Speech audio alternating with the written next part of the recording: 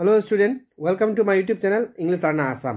আজি এই ভিডিওত তোমালোকে এটা মেসেজ দেখা পাই আছে আৰু এখন মেসেজ খুবই ভাইরাল এতিয়া হয়তো বিভিন্ন তোমালোকে ভিডিওটো দেখা পাইছে ইয়াত স্পষ্ট লিখা আছে তোমালোকে চাব পাৰিবা মেসেজখনত The Board of Secondary Education Assam SEBA has officially announced the Assam HSLC result 2025 on April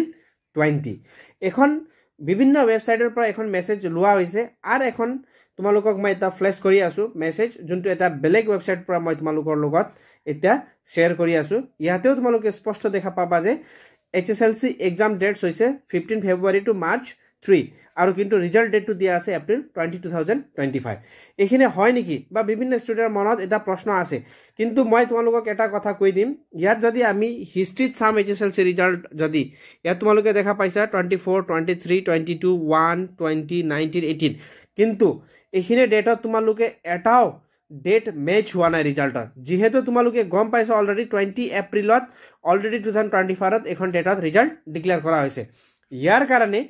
যদি আমি সেভাৰ হিষ্ট্ৰী সাম কিন্তু আজিলৈকে কেতিয়াও সেম ডেটত দুবাৰ ৰিজাল্ট ডিক্লেয়াৰ কৰা নাই তো হয়তো এইবাৰো খুব কম সম্ভৱ আছে 20 এপ্ৰিলত ৰিজাল্ট ডিক্লেয়াৰ কৰাটো এই কাৰণে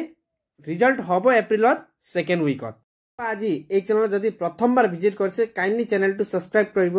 ঠিক এনে ধৰণৰ সকলো টাইপৰ এডুকেশন ৰিলেটেড আপডেট বা ইনফৰমেশন পাই থাকিব কাৰণে এই চ্যানেলটো সাবস্ক্ৰাইব